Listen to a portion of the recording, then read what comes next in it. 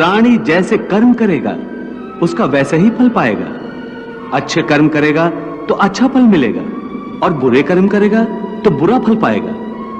यही जो प्राणी के अच्छे बुरे कर्मों के अच्छे बुरे फल का हिसाब है, इसी को प्रारब्ध कहते हैं।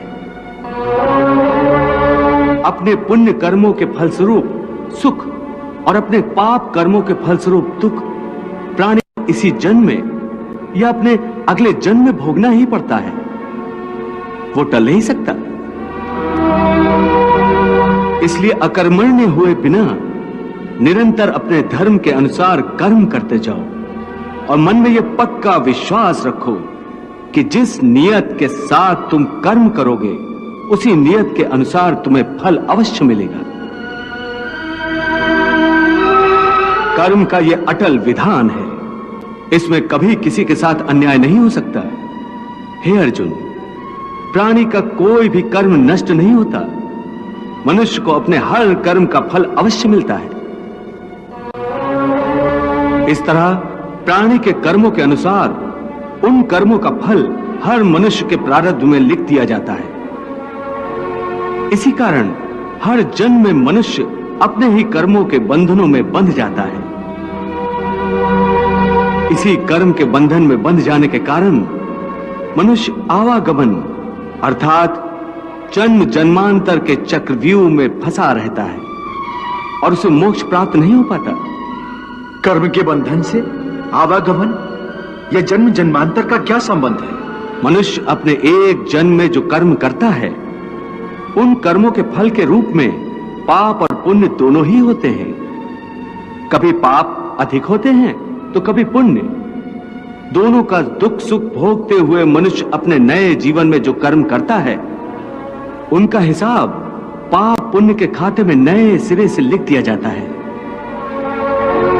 इस तरह इन नए कर्मों को भोगने के लिए एक और नया जन्म लेता है और जन्म जन्मांतर का यह सिलसिला लगातार चलता रहता है और मनुष्य की आत्मा का अपने परमात्मा से मिलन नहीं होता, जिसे मोक्ष कहते हैं। हे कृष्ण, इसका अर्थ तो यह हुआ कि मोक्ष प्राप्त करने के लिए मनुष्य को पाप और पुण्य से बचने के लिए कोई कर्म ही नहीं करना चाहिए। सारे कर्मों का त्याग करके सन्यासी बन जाना चाहिए। कोई भी मनुष्य अकर्मण्य नहीं हो सकता। कर्म तो उसे हर स्थिति में करना पड़ता है। परंतु सन्यासी तो कर्म का त्याग तो करते ही हैं। हे पार्थ, सन्यासी भी कर्मों का त्याग नहीं करते, न ही कर सकते हैं। मैंने पहले कहा था कि सन्यासी भी कर्म करते हैं। खाना पीना, उठना बैठना, तपस्या करना, साधना करना, ये सब भी तो कर्म ही है। कर्म से कोई कैसे मुक्त हो सकता है? हे केशव, जब कर्म से मनुष्य मुक्त नहीं हो सकता तो वो कर्म कैसे करे कि उसे पाप और पुण्य से मुक्ति मिले? हे पार्थ, इसका तरीका यह है कि मनुष्य फल की इच्छा त्याग कर कर्म को अपना धर्म समझकर करे।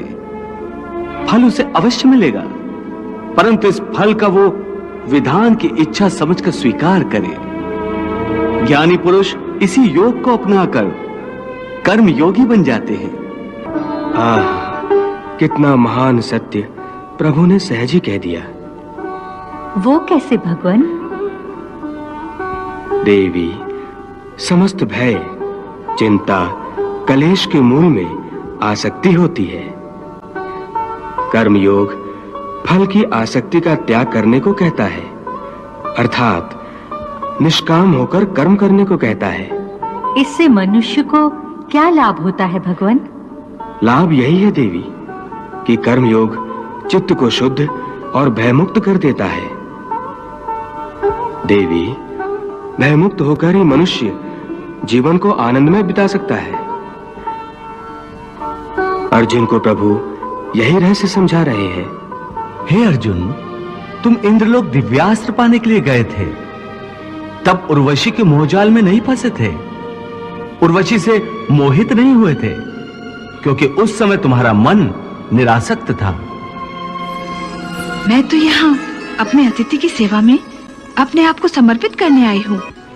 नहीं नहीं, ये धर्म नहीं है, ये तो अधर्म है, पाप है।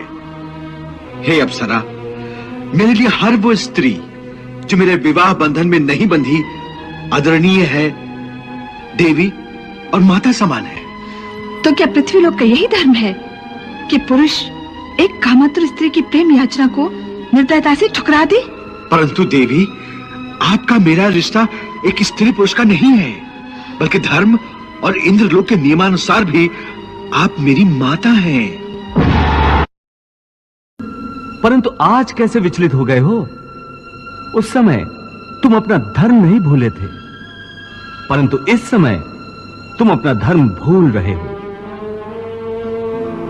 इसका कारण जानना चाहोगे? हाँ केशव। तुम्हारा मन तुम्हारे काबू में नहीं है, क्योंकि तुमने कर्म योग नहीं अपनाया। क्या कहा? कर्मयोग से मन काबू में रहता है? हां अर्जुन, कर्मयोग के कारण कर्मयोगी का मन इधर उधर भटकता नहीं है। कर्मयोगी की बुद्धि स्थिर हो जाती है। जिस प्रकार पत्थर के एक मजबूत चट्टान को नदी की तूफानी लहरें भी विचलित नहीं, जिस प्रकार पत्थर के एक मजबूत चट्टान को नदी की तूफानी लहरें भी विचलित नहीं कर सकती, अथवा बहुत बड़ा जल प्रपात भी जिस पत्थर को नहीं तोड़ सकता, उसी प्रकार कर्मयोगी का मन भी न बाढ़ से विचलित हो सकता है और न भावनाओं के वेग से खंडित हो सकता है। हे पार्थ, इसलिए तुम निष्काम कर्मयोग की साधना करो। और निष्काम कर्मयोग की सबसे बड़ी विशेषता यह है कि तुम कर्म करते हुए भी कर्म के बंधनों में बांधे नहीं जाओगे। हे केशव, कर्म करते हुए भी कर्म का बंधन नहीं होगा, ये कैसे संभव? उस कर्म का तरीका बताओ जिससे कर्म करो और बंधन भी ना हो। इसका बड़ा ही सहज तरीका है। तुम कर्म फल में आसक्ति मत रखो। ये कैसे हो सकता है? फल प्राप्ति की इच्छा तो हर कोई करता है।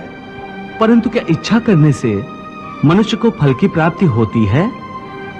नहीं अर्जुन, क्योंकि फल तो प्रारब्ध के हाथ में है। और जो भी मनुष्य फल प्राप्ति की इच्छा करता है, उसका मन फल के बारे में सोचकर अपने कर्म और कर्तव्य से विचलित हो जाता है और उसे वो फल प्राप्त नहीं होता जिसकी उसने इच्छा की थी। पार्थ, मनुष्य केवल कर्म कर सकता है, फल कदापि मनुष्य के अधीन नहीं है।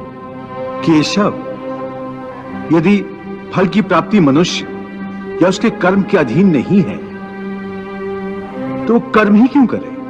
क्योंकि मनुष्य का धर्म है अपने कर्तव्य का पालन करना। इस कर्तव्य पालन के लिए आवश्यक कर्म करना। परंतु हे केशव, फल प्राप्ति की कामना छोड़ने पर मनुष्य में कर्म करने की प्रवृत्ति उत्पन्न कैसे होगी? यदि फल की इच्छा न रहेगी तो मनुष्य कर्म ही क्यों करेगा? हे अर्जुन, जो साधारण मनुष्य फल की इच्छा से ही कर्म में प्रवृत्त होते हैं, वो सुख दुख आदि के चक्र में फंस जाते हैं। उनकी मन शांति नष्ट हो जाती है। हर पल हर समय फल प्राप्ति के विचार से उनकी निद्रा उड़ जाती है। हे पार्थ, तुम दुर्योधन और उसके भाई को ही देखो। बचपन से ही दुर्योधन, शकुनी और दुशासन आदि ने हस्तिनापुर के सिंहासन को प्राप्त करने के लिए कितने अधर्म किए, याद है ना तुम्हें? उन्होंने जब भीम भैया को पानी में फेंक दिया था और वो घटना भी याद होगी जब इन्हीं कौरवों ने तुम सब पांडवों को लाक्षागृह में जलाकर मार डालने की चाल रची थी।